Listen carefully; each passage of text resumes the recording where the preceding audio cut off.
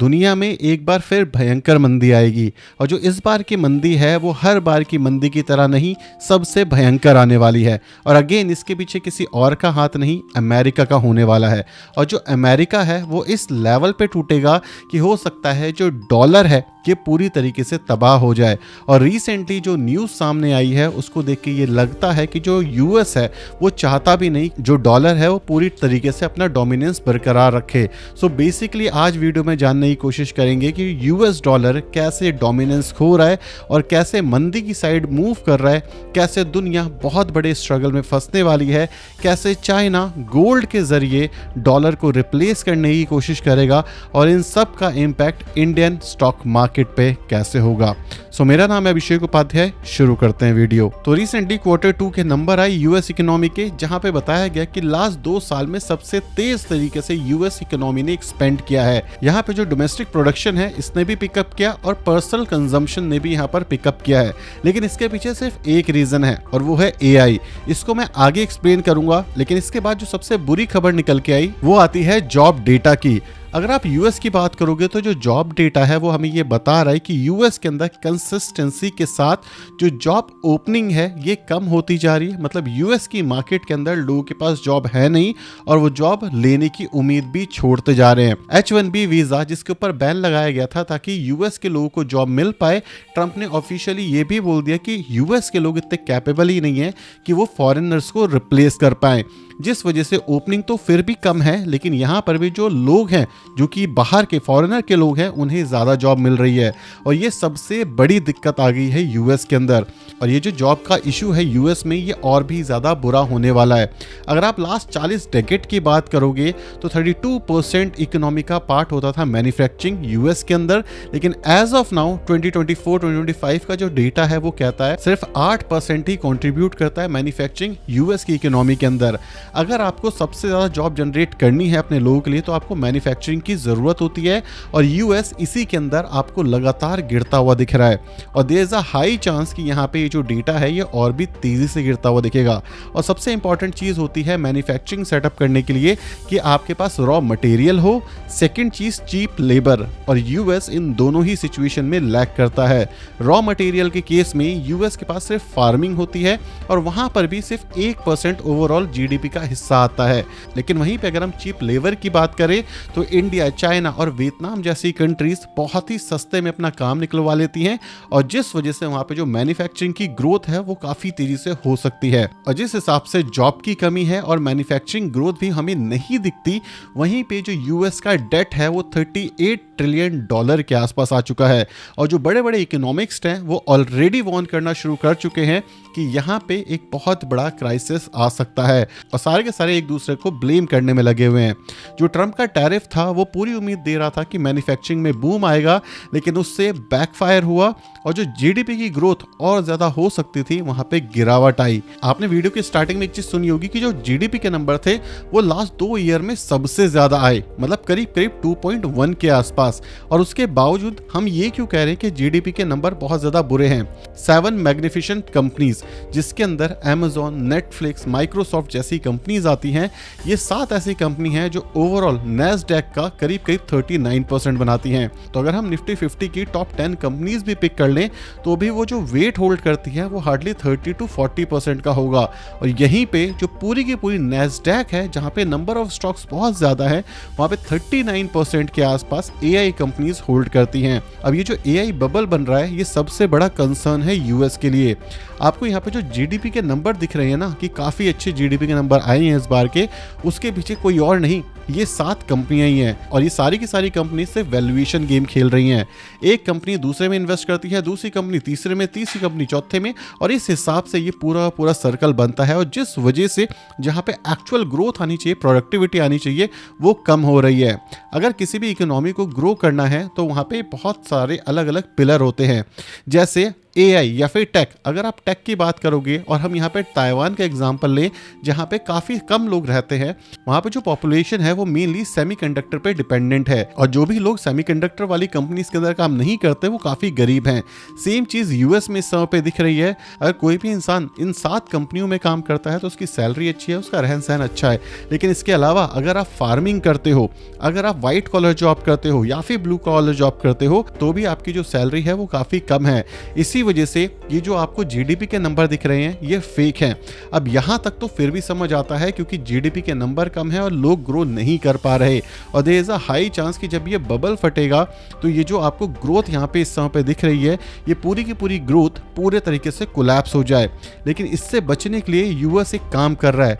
वो काम क्या है? वो काम है अपने प्लान बी को एग्जीक्यूट करना। अमेरिका इस समय पर $38 ट्रिलियन के आसपास के डेट पर है और अमेरिका का प्लान बी है कि ये सारा का सारा डेट उठाओ और क्रिप्टो में मूव कर दो। अगर आप ट्रंप के बेटों की कंपनीज देखोगे तो वो क्रिप्टो के अंदर मेनली ऑपरेट करती हैं और यहाँ पे ये भी माना जा रहा है कि जब एआई बबल फटेगा तो जो यूएस है वो काफ़ी सारे क्रिप्टो खरीदेगा और स्टेबल कॉइन्स के अंदर मूव कर जाएगा, जिससे ये $38 ट्रिलियन का डेट यूएस को नहीं देना पड़ेगा और वो खुद को बैंकरप्ट फाइल कर देगा। अब जब यूएस बोल देगा कि मैं बैंकरप्ट हो गया हूं तो ये जो सारे का सारा इन्फ्लेशन है ये यूएस के साथ साथ पूरी की पूरी दुनिया में फैल जाएगा, जिससे मंदी पूरी की पूरी दुनिया में आ जाएगी और एआई बबल के फटने के बाद ये मंदी और भी ज़्यादा तेज़ी से फैलेगी। ऐसा मैं क्यों कह रहा हूँ आप ये समझो। एक बैंक जो कि कंपनी को लोन देता है अपने ऑपरेशंस बढ़ाने के लिए, उस ऑपरेशंस को बढ़ाने के बाद कंपनी ज़्यादा रेवेन्यू कमाती है। जब कंपनी ज़्यादा रेवेन्यू कमाती है तो ज़्यादा जॉब जनरेट होती है। जब ज़्यादा जॉब जनरेट होती है तो ज़्यादा एम्प्लॉयज़ को जॉब मिलती है। जब ज़्यादा लोगों को जॉब मिलेगी तो ज़्यादा एक्सपेंडिचर होगा। जब ज़्यादा एक्सपेंडिचर होगा तो इकोनॉमी में ग्रोथ होगा और ये एक बेसिक साइकिल है। जो भी देश ग्रो कर रहा होता है ये फॉलो होता है वहाँ पे। लेकिन यहाँ पे मेन प्रॉब्लम क्या है कि एआई के आने की वजह से बैंक्स लोन तो दे रही है और यहाँ पे रेवेन्यू भी कुछ हद तक जनरेट हो रहा है, लेकिन जॉब जनरेशन खत्म हो गई क्योंकि जो एआई है वो 10 लोगों का काम अकेले कर सकता है। तो जिस जॉब के अंदर 10 लोगों की ज़रूरत थी अब एक इंसान वहाँ पे काम कर सकता है और ये एक्सपर्ट होगा। सेकंड इशू कि जब यहाँ पे बात हो रही है एआई के अंदर इन्वेस्टमेंट की, जहाँ पे बैंक्स इन्वेस्ट कर रहे हैं, एंजल इन्वेस्टर इन्वेस्ट कर रहे हैं, ये एआई कंपनीज ही इतना रेवेन्यू नहीं कमा पा रही जिससे ये ज़्यादा जॉब जनरेट करे। तो ये सेकंड इशू यहाँ पे दिख रहा है और ज़्यादा डेट की वजह से जो रियल ग्रोथ होती है जिसके अंदर आप सिस्टम में ₹1 डालते हो ₹1.5 कमाते हो, 50 पैसा आपका प्रॉफिट है वो हो ही नहीं रहा। यहाँ पे आप सिस्टम में ₹1 डाल रहे हो और प्रॉफिट सिर्फ 50 पैसे का हो रहा है। तो जो लॉस 50 पैसे का है वो वैल्यूएशन के थ्रू पास ऑन किया जा रहा है और इस वजह से यहाँ पे एक बबल बन रहा है। अब ये पूरा पूरा जो साइकिल है जिसमें USA फंसा हुआ है, इससे अगर ये बबल फट गया तो ये पूरी की पूरी जो दुनिया है ये पूरी की पूरी दुनिया रिसेशन में आ जाएगी। जैसे हमने सन 2000 में देखा था, 2007 में देखा था, 2020 में देखा था और हो सकता है 2026 में भी देखें। लेकिन यहाँ पे एक बहुत अच्छा गेम प्लान है किसका?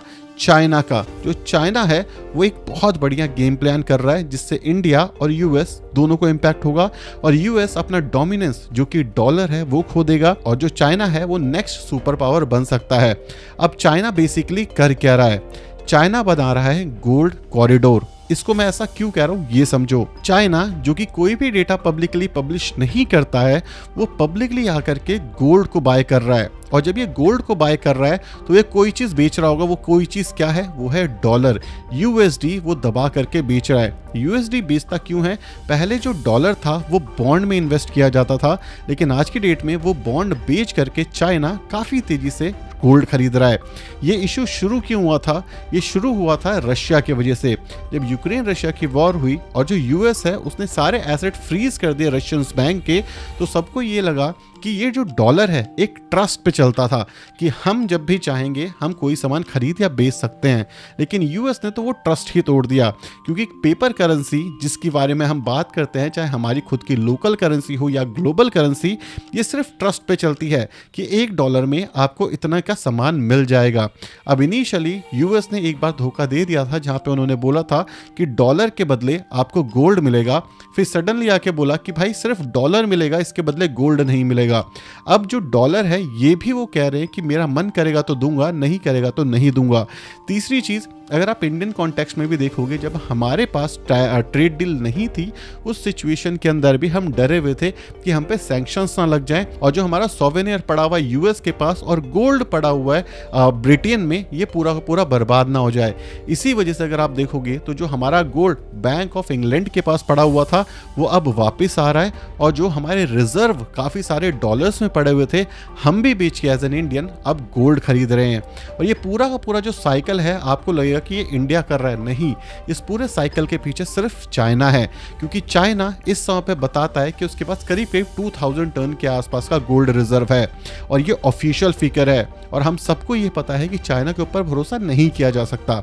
जो चाइना है वो अनऑफिशियली बहुत सारा गोल्ड इस समय पे होल्ड कर रहा है, ये बोला जाता है। इवन बीच में तो 200 टन के आसपास गोल्ड गायब हो गया और किसी को पता ही नहीं चला वो किसके पास है। अफ्रीका एक ऐसी कंट्री है जहाँ पे गोल्ड काफी ज्यादा पाया जाता है और माइन होता है, लेकिन वहाँ पे प्रोसेस का इशू सबसे ज्यादा है कि प्रोसेस करके प्योर गोल्ड निकालें कैसे।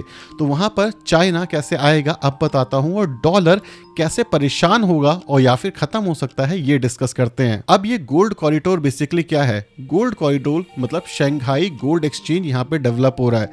अब जो शंघाई गोल्ड एक्सचेंज है वो आगे चल करके काम कर सकता है ऐसे कि वो एक सेंट्रल बैंक बने जहाँ पे आप गोल्ड एक्सचेंज कर सकते हो। अब गोल्ड एक्सचेंज क्यों करोगे? क्योंकि गोल्ड तो हार्ड एसेट है और इसको एक्सचेंज करना काफ़ी मुश्किल है, ये चीज़ सही है। अगर हम एसेट की बात करें, थोड़ा कॉम्प्लिकेटेड होगा, लेकिन ध्यान से सुनना, आसान भाषा में समझाऊंगा। जो एसेट होते हैं वो मेनली 3 कैटेगरी में आते हैं, टियर 1, टियर 2 और टियर 3। तो अगर हम रिजर्व एसेट क्लासिफिकेशन की बात करें तो टियर 1 जो एसेट है वो आता है जो कि है डॉलर। ये हाई क्वालिटी लिक्विड एसेट है, ये याद रखना, HQLIA। टियर 2 के अंदर रिजर्व एसेट आते हैं जैसे कि SDR, foreign currencies, government securities और स्टेबल इकोनॉमीज। और जो टियर 3 एसेट है वो हिस्टोरिकली गोल्ड को दिया गया है।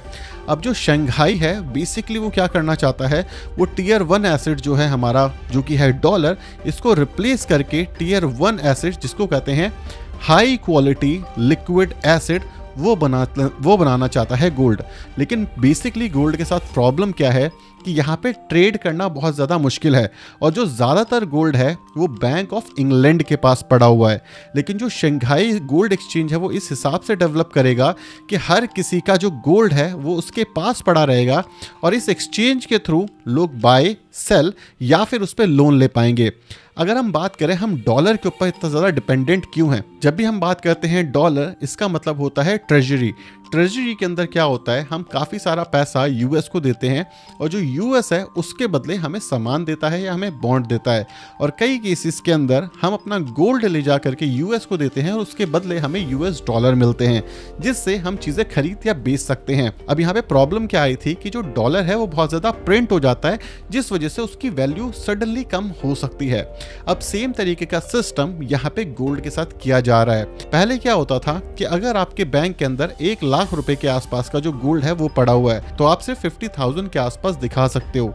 ये पहले रूल हुआ करता था, लेकिन आज की डेट के अंदर इसको बैंक की बैलेंस शीट में दिखाने के बाद बैंक्स की वैल्यू ऑटोमेटिकली बढ़नी शुरू होगी और वैल्यूएशन बढ़ना शुरू हो गया। अब यहाँ पे क्या हो रहा है, जो गोल्ड है वो गोल्ड भी एक्सचेंज करके आप उसके बदले युआन ले पाओगे, और यही चीज करने की कोशिश कर रहा है चाइना गोल्ड कॉरिडोर के थ्रू। जो चीज पहले यूएस के थ्रू करते थे, जो वैल्यू पहले यूएस की होती थी कि डॉलर ले लो और कहीं पे भी जाके ट्रेड कर लो, अब वही चीज चाइना करेगा कि गोल्ड रखो और आप युआन ले लो। अगर चाइना आकर के ब्रिक्स कंट्रीज को ये बोले कि आप युआन में ट्रेड करना शुरू करो तो कोई भी इंसान ट्रेड नहीं करेगा।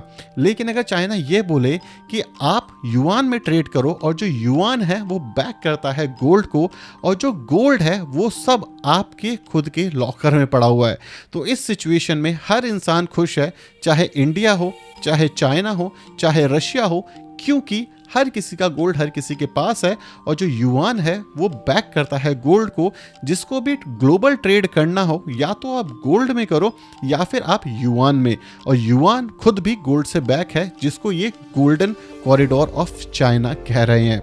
आगे चल करके 2 सिचुएशन हो सकती है, और ये एक थ्योरी है जिसके बारे में ज़्यादातर लोग बात कर रहे हैं, और यही चीज़ आपको ऑफिशियली शायद कुछ सालों में होते हुए दिखेगी।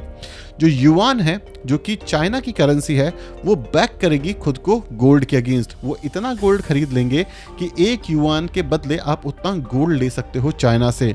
और जो डॉलर है ये खुद को बैक करेगा बिटकॉइन के बदले या फिर क्रिप्टो करेंसी के बदले।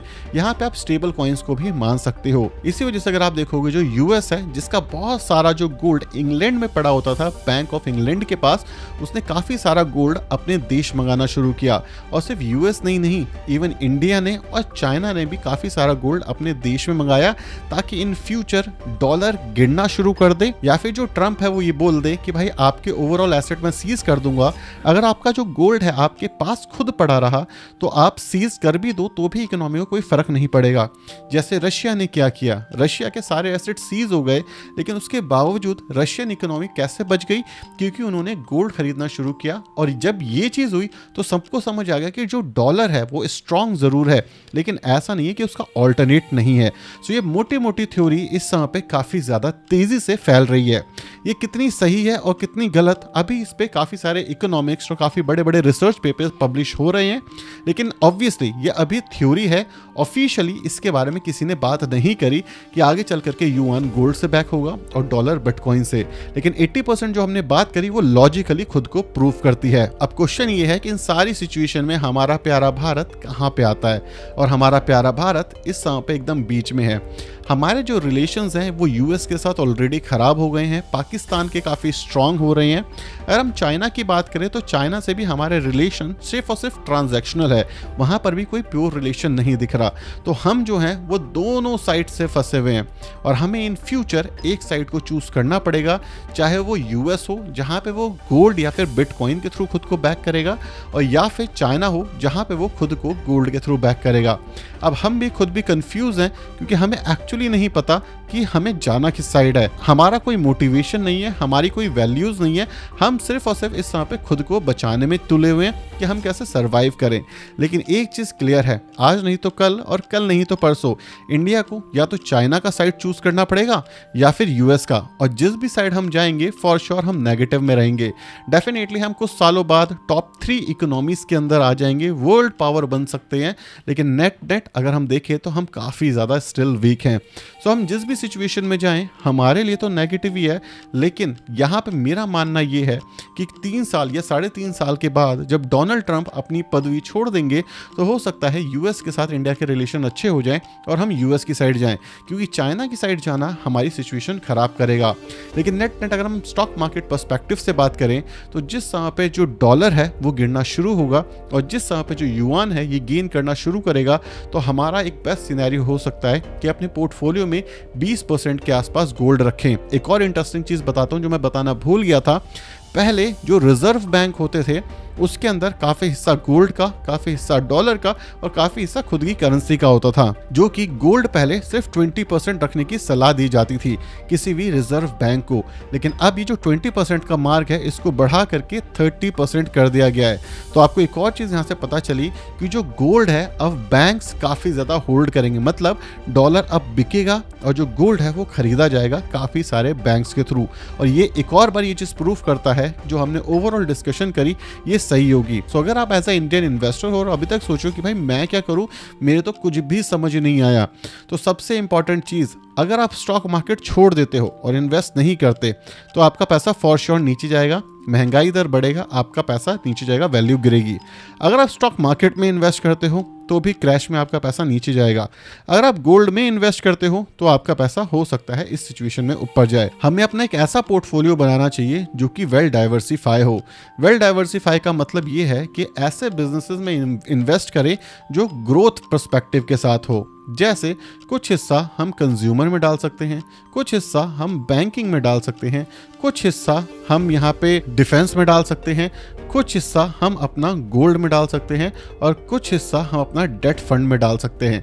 अभी के लिए अगर हम ऑल इन जाएं सिर्फ इक्विटी मार्केट के अंदर तो ये काफ़ी ज़्यादा रिस्की हो जाएगा। तो एज एन इंडियन इन्वेस्टर मेरे हिसाब से एक वेल डाइवर्सिफाई पोर्टफोलियो आपको बनाना चाहिए और इन सब के बाद भी 10 से 20% कैश आपको होल्ड करना चाहिए। जब बाजार में क्रैश आए तब हमें यहाँ पे इन्वेस्ट करना चाहिए। और एक चीज मैं दोबारा बता दूं, चाहे कितनी बड़ी मंदी आ जाए, चाहे कितना बड़ा ग्रोथ आ जाए, एक चीज आपको हमेशा याद रखनी चाहिए, कोई भी चीज परमानेंट नहीं होती। हम बहुत ही अलग फेज से गुजर रहे हैं जहां पे हम हो सकता है डॉलर को गिरते और युआन को ग्रो होते हुए देखें, लेकिन एज ए इन्वेस्टर सेंटिमेंट दूर करके ऐसा पोर्टफोलियो बनाना है जहां पे एक्चुअली रिटर्न बने। सो मेरे हिसाब से ये सिचुएशन आपके लिए बेस्ट हो सकती है, जहां पे गोल्ड काफी अच्छे रिटर्न्स दे सकता है इन फ्यूचर अगर ये चीज प्ले आउट होते हुए दिखे, जिसके चांसेस काफी ज्यादा हाई हैं। तो एज अ इन्वेस्टर सब बेच करके घर बैठना एक बहुत बड़ी मूर्खता का काम होगा। Always invest 60 to 70% in stock market and 20 to 30% in your cash, ताकि आप दोनों तरीके से प्रोटेक्टेड रहो। बाजार गिरे तो आपके पास कैश हो खुद को मैनेज करने के लिए, और बाजार बढ़े तो आपका जो पैसा है वो भी बढ़ता रहे। बहुत ज़्यादा ग्रीडी होने की ज़रूरत नहीं है। जितना स्टेबल आपका स्टॉक, आपकी कंपनी होगा, उतने ही हाई चांसेस होंगे आपके पैसे बनाने के। सो अगर आप स्टॉक मार्केट में लेके आए हो 10 से 15 साल का विजन, तो चाहे आप किसी भी स्टॉक, म्यूचुअल फंड या गोल्ड में पैसा डालोगे, नेट हमारी जो ग्रोथ है वो वापस से वापस आएगी और हम ग्रो कर ही लेंगे। सो लॉन्ग टर्म इन्वेस्टर के लिए कोई फर्क नहीं पड़ता, लेकिन अगले 3 से 4 साल काफी ज्यादा स्ट्रगलफुल हो सकते हैं। तो आराम से बैठो और अच्छे एसेट्स में इन्वेस्ट करो। बेच के भागने से कुछ होगा नहीं। अगर सबका पैसा गिरेगा हमारा भी गिरेगा, और सबका बढ़ेगा तो हमारा बढ़ना चाहिए। इसलिए स्टॉक मार्केट में इन्वेस्टेड रहो, ये सारी चीजें देखो, पैसा बचाओ ताकि अच्छी अपॉर्चुनिटी मिले तो इन्वेस्ट करें। जैसे कोविड में लोगों से मिस हो गया था, इस बार हम ना करें। वीडियो पसंद आई तो वीडियो को लाइक और चैनल को सब्सक्राइब कर देना। Signing off.